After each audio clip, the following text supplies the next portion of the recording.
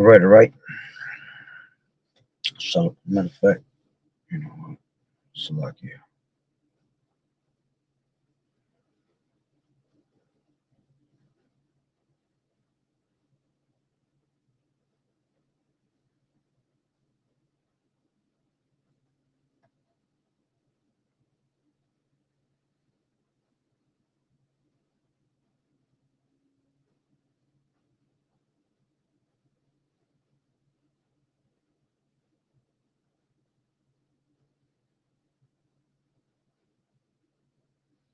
This is Psalms 50 and 19. Thou givest thou mouth to evil, and thy tongue frameth deceit.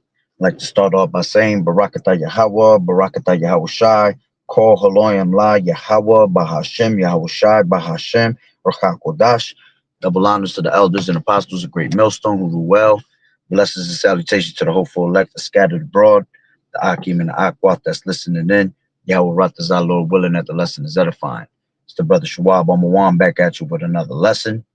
And going into the title, all right, the Caucasians, right? The Caucasian is an Edomite, all right, not an Israelite, okay?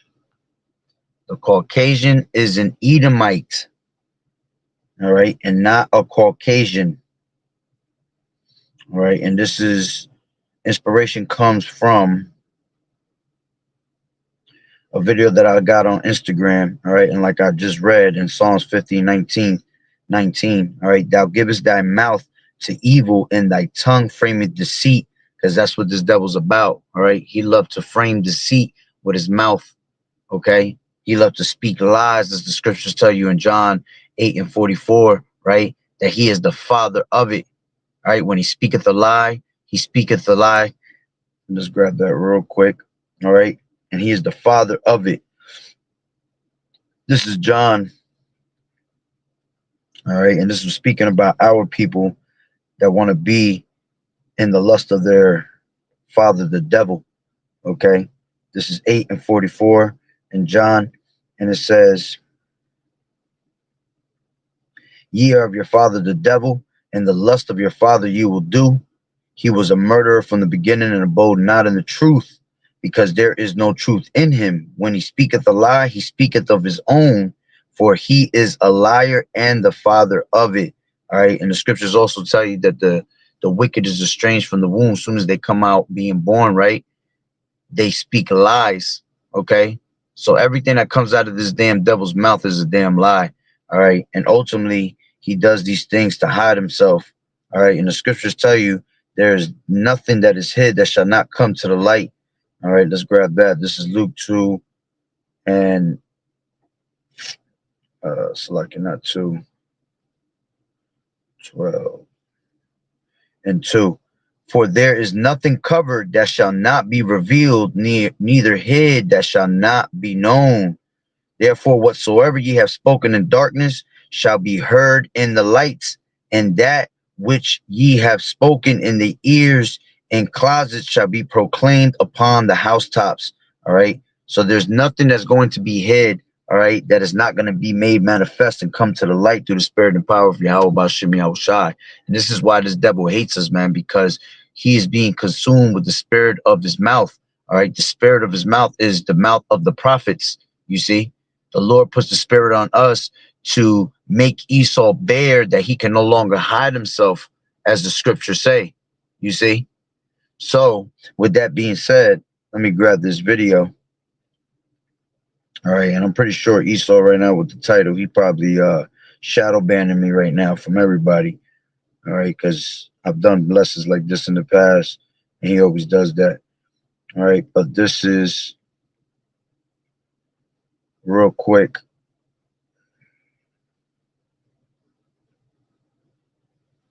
I gotta go back into it, looking for it.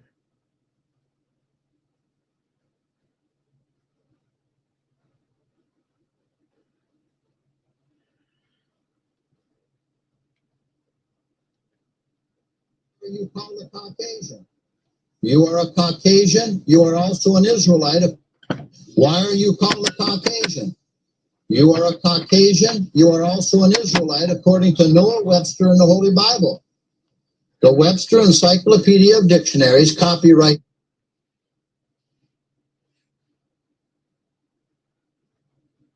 Why are you called a Caucasian? You are a Caucasian. You are also an Israelite, according to Noah Webster in the Holy Bible. The Webster Encyclopedia of Dictionaries, copyright 1958, by the Literary Press, page 64, says, quote-unquote, Caucasian pertains to the white race originating from the Caucasus Mountains near the Black Sea. The Holy Bible states that the house of Israel would be scattered north of the river Euphrates. You can find it in 1 Kings 14:15. This promise was fulfilled when, in 721 BC, all 10 tribes were taken into captivity and driven by the Assyrians into the Caucasus Mountains, located between the Caspian and Black Sea. 2 Kings 17:6, 2 Kings 18:9 through 11. Hosea the prophet in his book, chapter 2, verse 6 says, quote, I will hedge up thy way with thy thorns and make a wall that she shall not find her paths. In this way, Yahweh was making it clear that the tribes of Israel were not to return to Palestine. As Jacob Israel left the mountains and migrated into Europe and finally to North America, they became known as the race of Caucasians. And that's what we are. And this is our history. And this is what we... Yeah, so that's all a lie right there. All right, they're not the Caucasians. All right, they are the biblical Edomites, okay, and always will be, and they cannot run away from that. All right, as much as they try to hide it, all right, the Lord is always going to expose it through the spirit and power of Yahweh Bashem Yahweh Shai. All right, so this was all dogma what he was reading right there. All right, that they come from the Caucasus Mountains. Anything like that was just straight dogma. All right, let's grab this. All right, because the original birthplace of Esau, okay, can be found real quick. And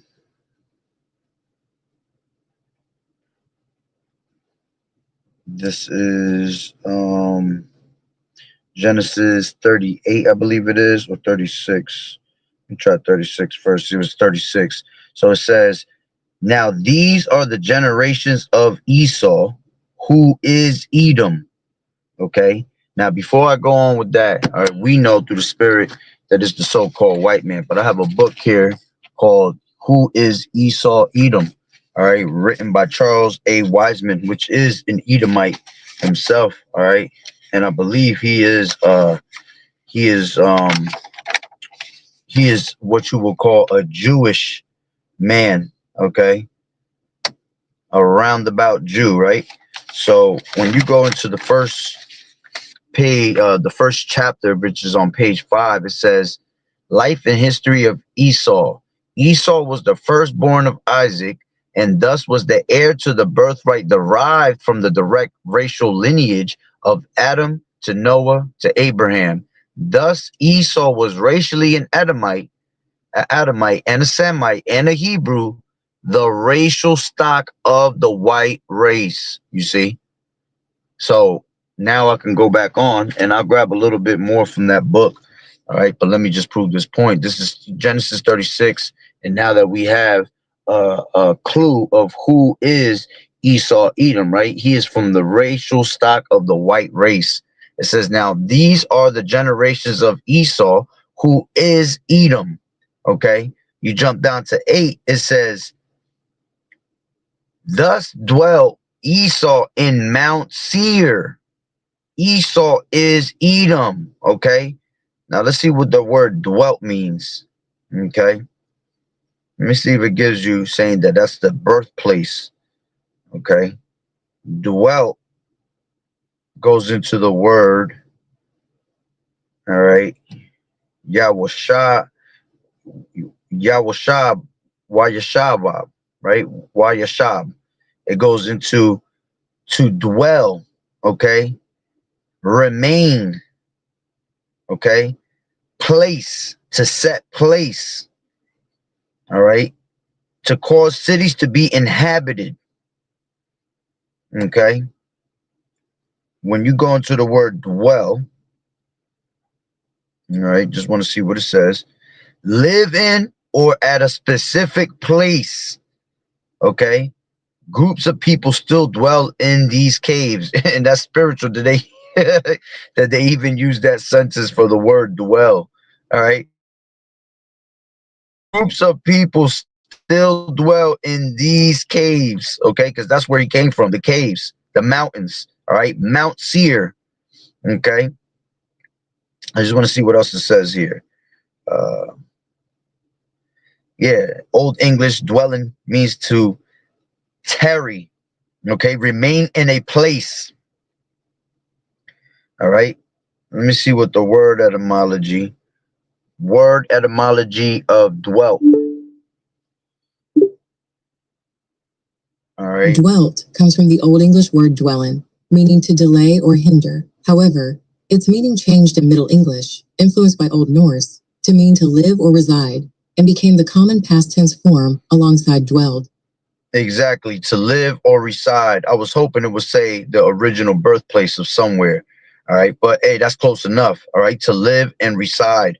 Okay, so was their normal place. All right, that they dwelt in. As a matter of fact, when you go back into this book, all right, you go down a little bit. I'm not going to read a lot, the whole thing, but it says Esau and the Edomites dwelt in Mount Seir, which Yahweh gave to Esau for a possession.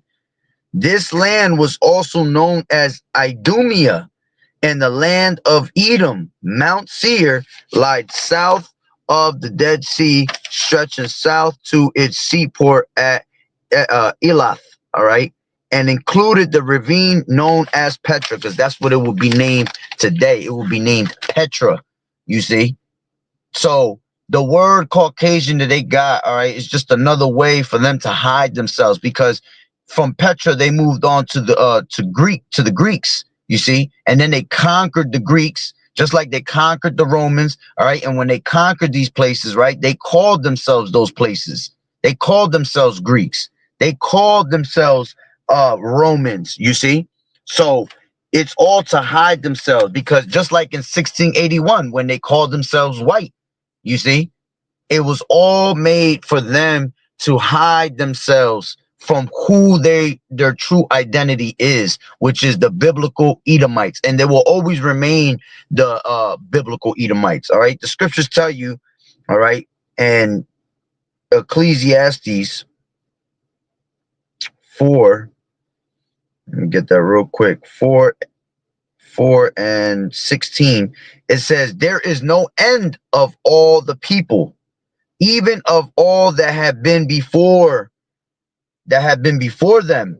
They also that come after shall not rejoice in him. Surely this also is vanity and vexation of spirit." So the point is, there is no end of all people. Okay, and you have to understand, all right, that the Lord has set them up always to be, all right, the biblical Edomites. Okay, so there's no way you can hide yourself, man. All right. The Lord said, "I will make Esau bare that he can no longer hide himself." You see, we all come from the descendants of Noah, right? So the Noah had his three sons. He had Shem, Japheth, and Ham. All right. And we come from those three people, man. All right. There's only 18 nations according to the Bible. All right. And you come from one of those. So there is no end of all people. Okay. And Esau, all right, came from Shem. All right. That's why he's our evil twin brother.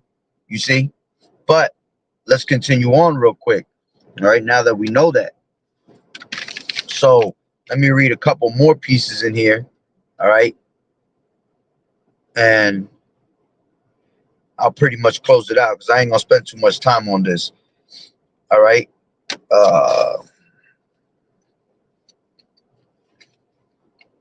Give me 1 second. Just want to make straight points instead of reading and going on and rambling. All right. It says the origin of the Jews. I'll read a little bit of this. Okay.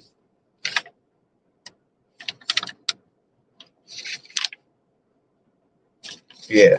This says, the Jews of today fall within two main types, the Sephardic Jew and the Ashkenazi Jew. The Sephardim are also known as Spanish Jews and constitute about 5% of the Jews in the world. The Ashkenazim are the East European Jews, which were found in Poland, Russia, Germany, and Western Asia, okay? Which Europe always laid in Asia, all right? Because Europe was filled with was filled with dark-skinned people, man, at the end of the day, all right? And where Petra is today, okay, that's basically where the Levant is, all right? So you know where Mount Seir was originally at, okay? It says this group of Jews make up 90% of the so-called Jews in the world today, all right? Many reference and historical sources have equal hold on, let me see how you say this word. I don't want to mess up the word, all right? Let's just say there you go. This is unequivocally. There you go. I didn't want to say it all messed up. Unequivocally identified that the bulk of the Ashkenazi Jews were derived from a people known as the Khazars, right? The Khazars. The original Jewish Encyclopedia of 1905 revealed that the main stock of the Jews came from this Asiatic people known as the Khazars, right? Khazars, a people of Turkish origin whose life and history are interwoven with the very beginnings of the history of the Jews of Russia. Historical evidence points to the region of the Urals as the home of the Khazars. Okay, it says the Khazars were nomadic people who had no traces of Hebraic culture. They had been following a pagan and sex-oriented religion until they had officially embraced Judaism in 740 AD. While rejecting Christianity and Mohammedanism, the Jewish author and historian Arthur Koestler also concludes that the majority of East European Jews and hence of world Jewry is of Khazar and not of Semitic origin. In the beginning of his book, he states, the large majority of surviving Jews in the world is the Eastern European, okay, and thus perhaps mainly of Khazar origin. If so, this would mean that their ancestors came not from the Jordan, but from the Volga, not from Canaan, but from the Caucasus, all right? And again, they are not from the Caucasus Mountains, man. They are from Mount Seir, okay? Why they say this? Who knows? Okay, now does the Caucasus Mountains exist? Absolutely. All right. And it says, and that genetically they are more closely related to the Hun, Igor, and Magyar tribes than to the seed of Abraham, Isaac, and Jacob. Okay. It says Koestler then devotes the remainder of his 255-page book to prove his premise. For instance, a record of a letter by Khazar king shows that he traced his people to Noah's son Japhet Nashem and to Japhet's grandson Togmar, an ancestor of Turkish tribes. Okay, again, that's a lie because they go back to being Shem, all right? But they were not chosen, okay? And Isaac was thy seed, okay? So Jacob was the one that was chosen, okay? So let's just go down to, because I ain't going to read too much into it, like I said. This is going into a whole bunch of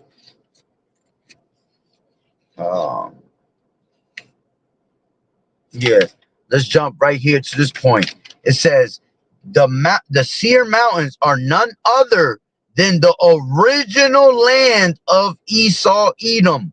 You see, the original land of Esau Edom. Thus dwelt Esau and Mount Seir. Esau is Edom. Genesis 36:8, what we just read. Seir was a mountain range south of the Dead Sea and was also known as the land of Edom.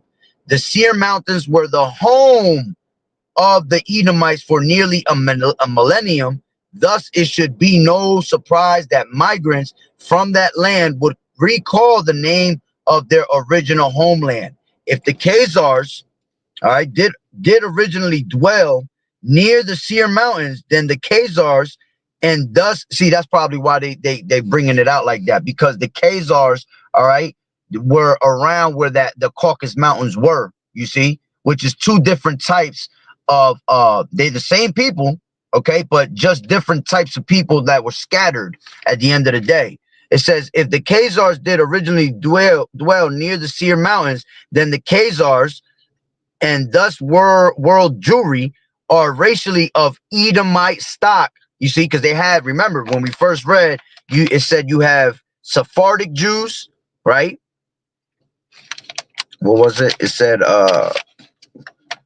it was Sephardic Jews and what was the other one? Give me 1 second. Sephardic Jews and Ashkenazi Jews. That's why. You see, you had two different types. Okay, in the Ashkenazi, all right, the Ashkenazian ones came from Poland, Russia, Germany. All right, so that's where the Caucasus Mountains are. You see, around that Russian, around the Russia area. You see, so that's why they'll come out and say the Caucasus Mountains, but that's not where their original birthplace was, man. Their original birthplace was Mount Sier, which is known as Petra today, also known as Salah. When you read it in the scriptures, all right, you'll see that the word Salah also comes up. All right. As a matter of fact, when you go into the chat, all right, and you put in, let's grab that real quick. All right. When exactly was Mount Sier name changed to Petra? Right. It says the Greek name Petra replaced the biblical name Salah or Mount Sier gradually, not at a single specific date. The change was a natural linguistic shift as the city's Greek name, meaning rock, you see, and that's spiritual. Why? Because they came from the clefts of the rocks, as the scriptures tell you. All right, Obadiah. All right, let's just grab that real quick. All right, because this whole chapter Obadiah is about Esau, Edom.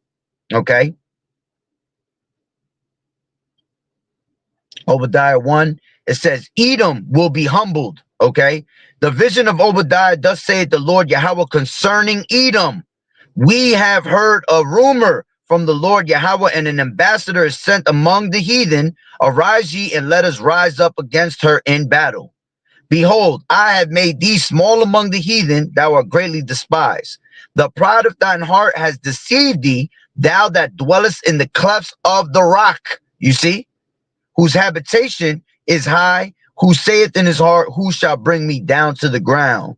Though thou exalt thyself as the eagle, and though thy set though thou set thy nest in the stars, thence will I bring thee down, saith the Lord Yahweh. Okay. And they've always represented that eagle. Okay. When you go into the chat GPT again, okay, and you put that, all right, you put in was the eagle of representation of Petra.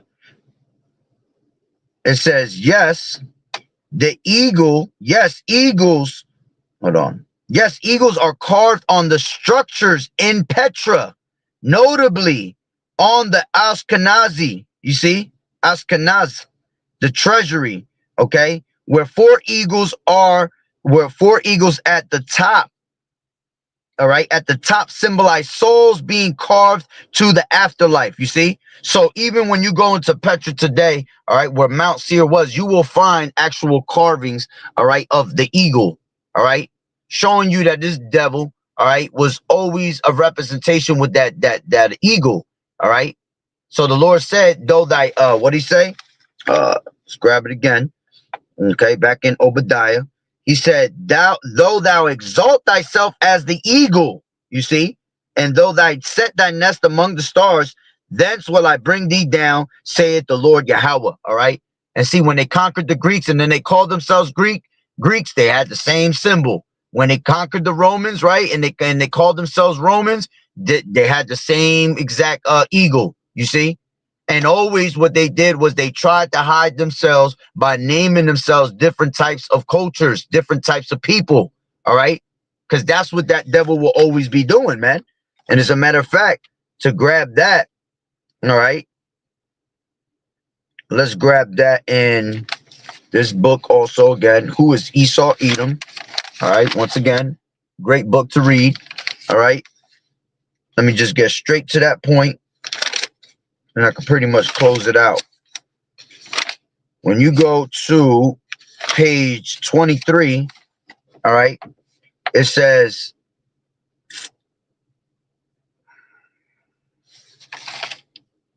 give me 1 second. Let's take it from 22, and I'm going to read a little bit, and then I'll close it out. It says, Yahweh's hatred of Edom is not a temporary thing, but is a perpetual. Okay, it is perpetual. The same way he has a perpetual hatred for us, the Lord has a perpetual hatred with him. All right. He said he will have war with Amalek from generation to generation. Okay, which the Amalekites are also known as Edomites. Okay, it says, as a matter of fact, above that, it even says it. It says, among Esau's brethren were the Amalekites, which were descended from one of Esau's grandsons. Okay, it was these Edomite kingsmen whom Yahweh had sworn war against from generation to generation. Okay, Yahweh's hatred of Edom is not a temporary thing, but is perpetual. The doctrine that Yahweh loves everyone does not stand up in the light of what the Bible has to say regarding Yahweh's merciless position towards the race of people called Edom. Although the churches have tried to alter Yahweh's true nature, we find that throughout the Bible, Yahweh's position towards Esau, Edom does not change. And the Lord says that, all right, I changed not, you see. So the Lord, all right, it's not going to change just because your unbelief, all right. The Lord said, Yahweh shot today, Yahweh shot tomorrow, Yahweh shot yesterday, right? Roughly paraphrasing it. So nothing is going to change that the Lord has written, okay? It says, let's jump down. It says, therefore, thus saith the Lord Yahweh, surely in the fire of my jealousy have I spoken against the residue of the heathen and against all Idumea, okay? So when it came to the time of the Greeks, that's what they were calling it, right? Idumea. It says, shall I not in this day say the Lord Yahweh even destroy the wise men out of Edom and the understanding out of the mount of Esau? Thus says the Lord Yahweh, behold, O Mount Seir, I am against you and will stretch out my hand against you. There is not one favorable or positive statement in the Bible in relation to Esau, Edom. But how does this adverse relationship which Yahweh has towards Esau, Edom help us to identify who this character is in the world today? To help us answer this, we have to put ourselves into the role which Esau has been assigned in Yahweh's script. If Yahweh hated you and your ancestors, how would you react and what would you do? By natural reaction, you would be against Yahweh and his people and try to prevent them from finding out you are Esau. And that's what he does today. He always tries to hide himself and his true identity. Okay. But no matter what, remember, he was a vagabond. Okay. He was a vagabond and what was the other one? A fugitive. Okay, a vagabond is someone that is a wanderer, someone that has no culture, that has no home. You see, which he never had a culture, he never had a home. Okay, that's why the Lord put him as the birthplace of Mount Seir. That ain't a home, living in the mountains. You see, and he was always a fugitive, one that runs from persecution. You see, that's why he's been a wanderer. Okay, and he's always been hiding and running. Okay, so it says who is it says his people. By natural reaction you would be against Yahweh and his people and try to prevent them from finding out who you are as Esau. The one power, the one Yahweh is against, knowing that if Yahweh is against something, so will his followers, and that's why we're against them to this day. Okay, and he's mad that the fact that we woke up to this truth. Okay, It says, who is it that tries to conceal their identity as Edom? The one that is hated by Yahweh, by claiming to be Israel, the one loved by Yahweh. Only one group of people reacts as though Yahweh has a hatred for them. That is the Jews. You see, the modern day Jews, okay, which they are Jewish around about, okay, because they know damn well they ain't the true people. All right. The true Jew is consisted of Benjamin, Levi, and Judah, okay, which is the southern kingdom. You so-called blacks, okay, you Haitians, okay, and you Benjamites going into you Jamaican and West Indies, okay. It says, why do you suppose the Jews form organizations such as an anti-defamation league to monitor and combat hate and to identify hate groups? Would not Esau want to do this? Why is it that it is predominantly Jews who promote the anti-hate laws? Of course, because they're not the real ones. You see, they have to try to keep their hidden they got to keep themselves from being known who they are. Okay, so they don't want to be exposed, but no matter how much they try, they continually keep being exposed by Yahweh Bashim Yahweh Shai, you see, through the spirit of his mouth, okay, which is what? The prophets, all right? It says, and other hate crime, all right, let's read that again. Why is it that it is predominantly Jews who promote the anti-hate laws and other hate crime legislation? If you were Esau Edom, would you not do the same? An Edomite would also want to infiltrate churches, okay? And that's what he does. And seminaries, all right, to get Yahweh's people to believe that there is no God of hate, only a God of love and mercy. And you see, this is why our people today, all right, are so caught up in the church, into Christianity and Catholicism. You see, this is why when they hear us bringing out that these heathens ain't gonna be saved and that Esau, Edom, and the rest of these nations are going into captivity, they're like, no way, God can't do that. God is all about peace, because this devil has brainwashed you to believe, all right, he has brainwashed the masses to believe that there is no perfect balance with the Lord. If there's love, there's hate. If there's up, there's down. If there's left, there's right. So the Lord is a perfect balance. A false balance is an abomination to the Lord, man. So the Lord loves his people, and then he hates a particular people. That's why the Lord said in Romans 9, I have loved Jacob, I have hated Esau, you see, and will always hate Esau. See, the Lord created Esau just to destroy him, okay? The Lord is a perfect balance, so he had to create, you know, the righteous, he had to create the wicked. All right, let's grab that real quick, and I'll pretty much close it out. All right, this is Ecclesiasticus 33 and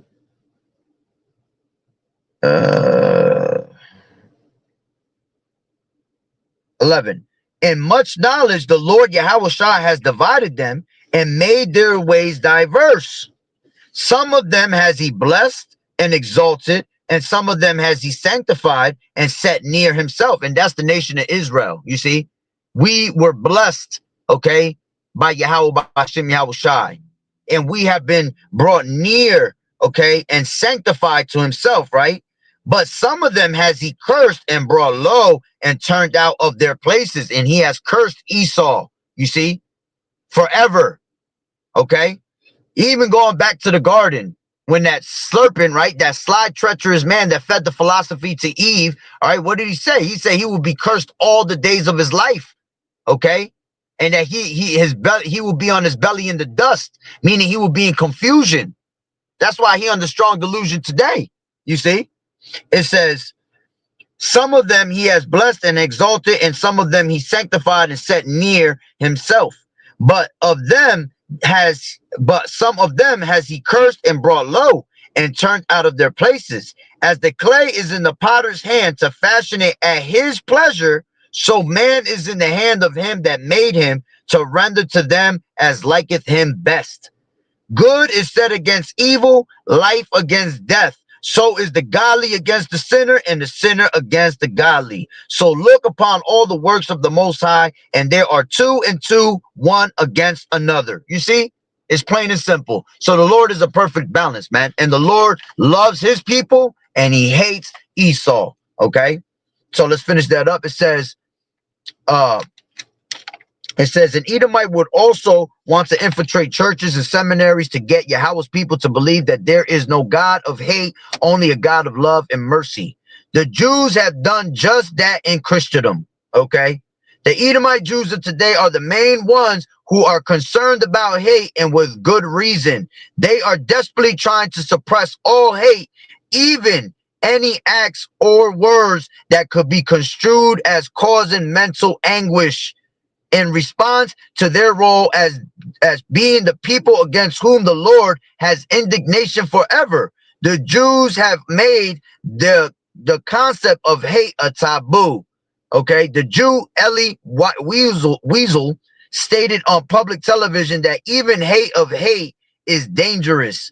This is an example of how paranoid the Edomite Jews are regarding Yahweh's hatred of them, and the lengths they will go to eliminate from the minds of Yahweh's people any aspect of the idea of hate. You see? So there's no way, all right, that you could run around it, okay? The Lord is always going to expose through the spirit and power of Yahweh Bashem Yahweh Shai who these devils are, all right? So that video that you just seen was another tactic by this damn devil to make you believe that now they're Israelites. They ain't Israelites, man, okay? Now, did they descend from Shem? Absolutely, okay? But they are the biblical Edomites, okay? They're not Caucasians. They're not Caucasoids, okay? They did not come from the Caucasus Mountains, all right? They came from Mount Seir. That is their original birthplace and will always be their birthplace, all right? If we had to send their asses back to where they came from, that's exactly where they would be, you see? And again, there's no other way to look at them, all right? All this, there were Greeks, there were Romans, there were white people. All that shit is bullshit, okay? That's just another way for them to hide themselves from you knowing who they are, all right? But the true men of the Lord going to always expose and know who these devils are to the end, all right? So Lord willing that the lesson was edifying. So with that being said, Barakatah Yahweh, Barakatah Yahweh Shai, Kol Haloyim La Yahweh, Bahashem, Yahweh Shai, Bahashem, Rachachodash. Double honors to the elders and apostles of Great Millstone who rule well. Blessings and salutations to the hopeful elect, the scattered abroad, the Akim and the Aquat that was listening in. Yahweh Ratazah, Lord willing that the lesson was edifying. To the next one, Shalom. Keep fighting the good fight of faith. Enduring as good soldiers of Yahweh Shai. You sisters continue to learn in silence, watching the true men of the Lord. Always, keeping yourself working and abiding in the love of Yahweh Bashem Yahweh Shai, all right, which is this labor, all right. So with that being said, Shalom, Yahweh Bashem Yahweh Shai, Barakatah.